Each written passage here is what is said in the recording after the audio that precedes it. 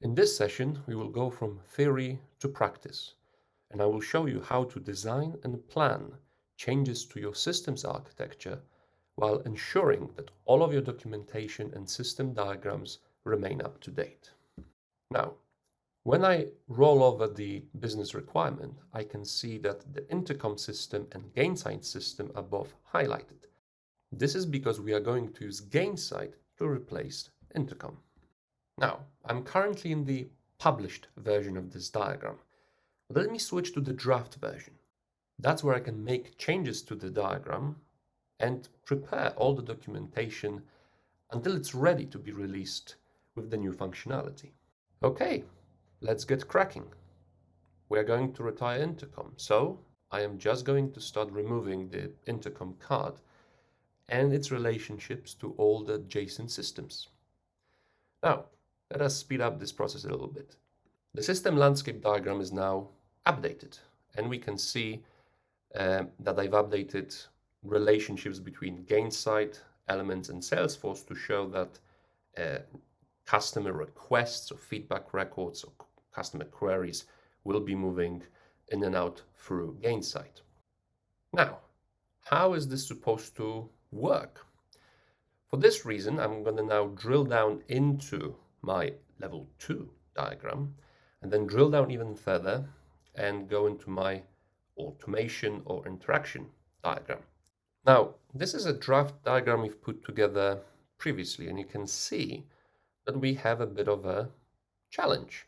There's at least two ways we could integrate feedback or user queries raised through Gainsight into Salesforce. Would we want to go through email to case integration or actually build our own bespoke integration using Make? Well, let's consider pros and cons. On the one hand, as the sticky note left here indicates, we already have email to case set up for one of the types of cases. So it might seem a good idea to reuse or replicate that particular integration for other case types or even feedback. However, the challenge is that we do not have additional inboxes, so we would have to create those, and they cost money. Therefore, simply from the cost-benefit perspective, we've decided to go with the integration through Make. So let's change the design. Let me add a bit more detail to the webhook card. I can choose the system, in this case PX, as another resource to specify, where is this webhook triggering.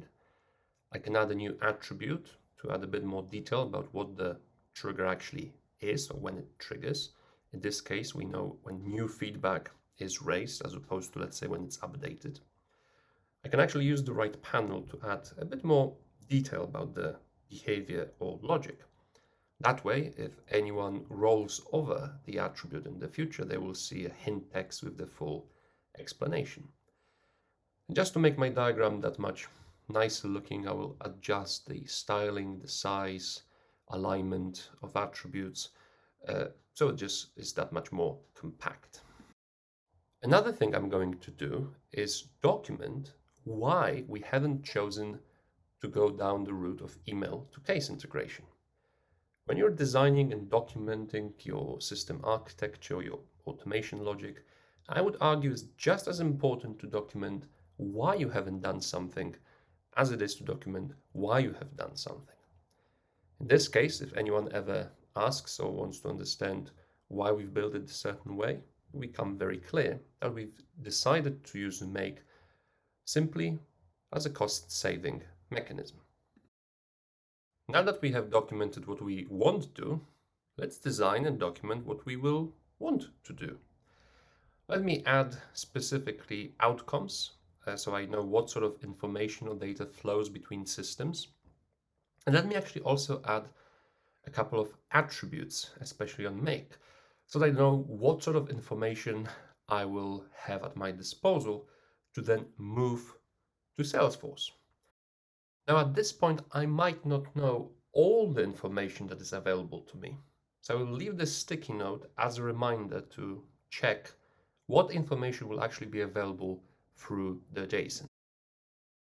Now, I could create a card that represents Salesforce, but since I will be using two very specific case record types and a feedback object, which is a custom object, I will instead create three separate cards for these objects to document my integration in more detail. Now, this is where we discover the true power of elements. I am now in my Salesforce metadata dictionary. I am going to find the objects, record types, and any other metadata that will be used in that integration. And I will associate specific cards from my diagram with the chosen metadata components. That way, whether inside Elements or in Salesforce Setup, whenever someone wants to work or change any part of this org, they will be able to come across this specific document and understand how it all fits together. Now, the next step in my journey is to capture and document user stories. I already know I will have to create a new scenario in our Make integration tool. And I also know I will have to configure the webhook in Gainsight PX. So by capturing these stories, I already have record of the work that needs to be done in those separate systems. Now, I'm going to start thinking about what data do I want captured in those target objects once the integration runs successfully. And for that purpose, I'm going to actually use my metadata dictionary once again. And the reason is that I can now see what fields, in other words, what data am I already capturing on either the feedback object or the case object. And I can see whether the fields that we already have might be reused in that integration.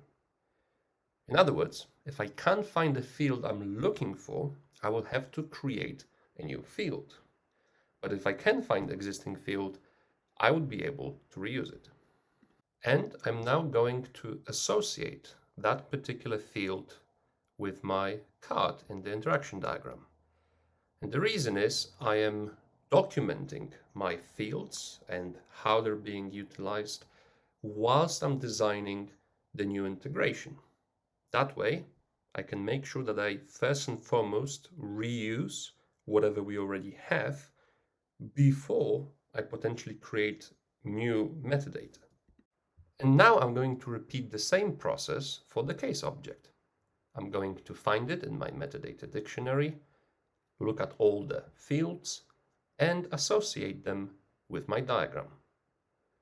The end result is an interaction diagram that shows precisely what data will be flowing through the systems, and a diagram that is connected to every single metadata component it touches. Now that we have finished with our design, we need to make sure that all other diagrams don't reference intercom and reflect the new configuration. For this purpose, I'm going to run a resource report across all diagrams in this hierarchy. Now, by running this particular report, I can see all the diagrams that reference intercom as the system. Now I can group it by diagram name. And if I collapse all these accordions, which just list specific steps or cards, I will have the list of what seems like 5 other diagrams that currently reference intercom. Let's explore some of the diagrams I identified in the report.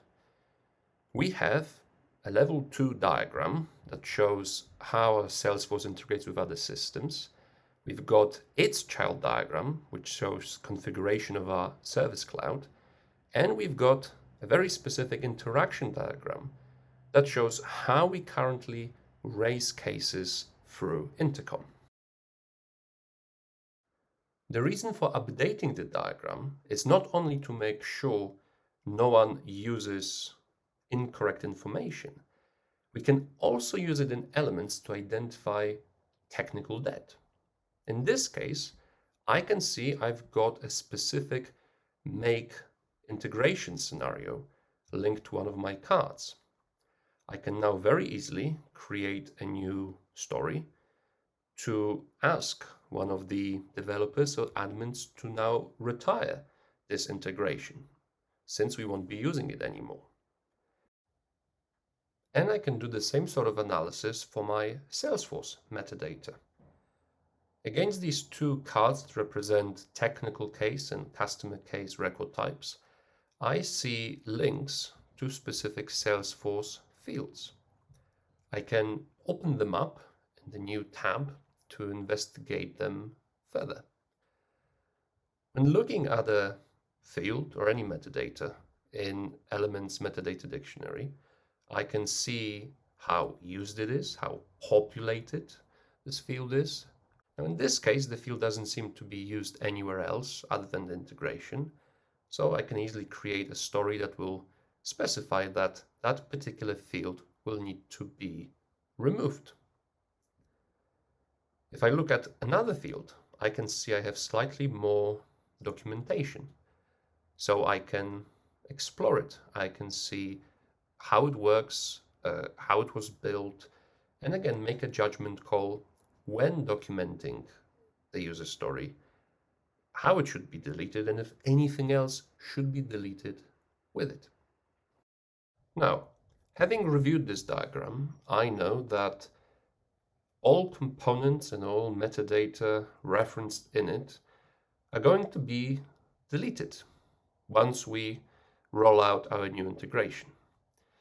So I can go to the parent diagram, the one that shows our Service Cloud interactions, and I can delete that diagram from the parent.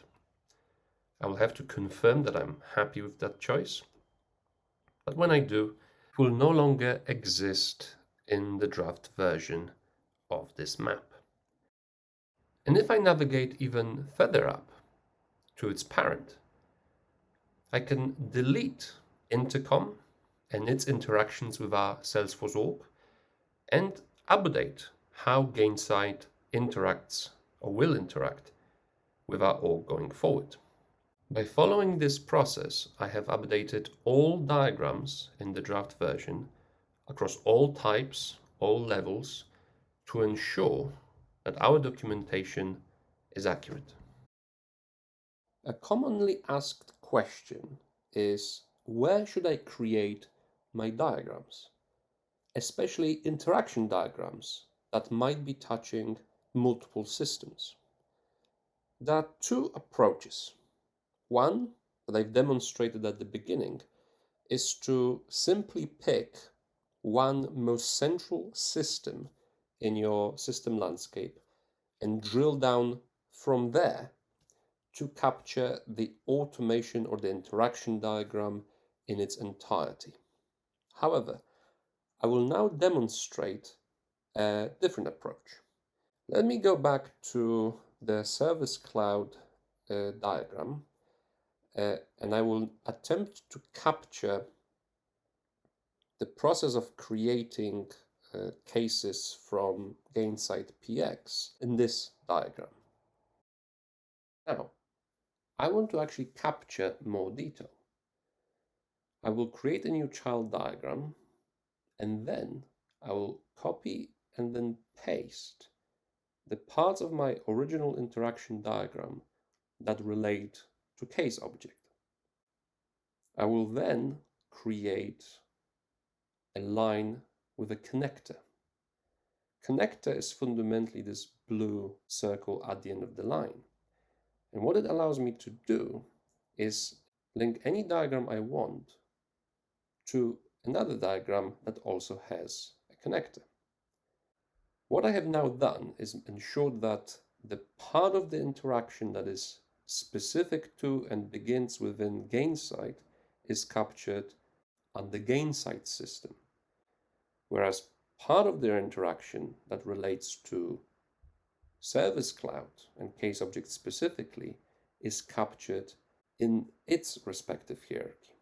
And now I can do the same for my product management app.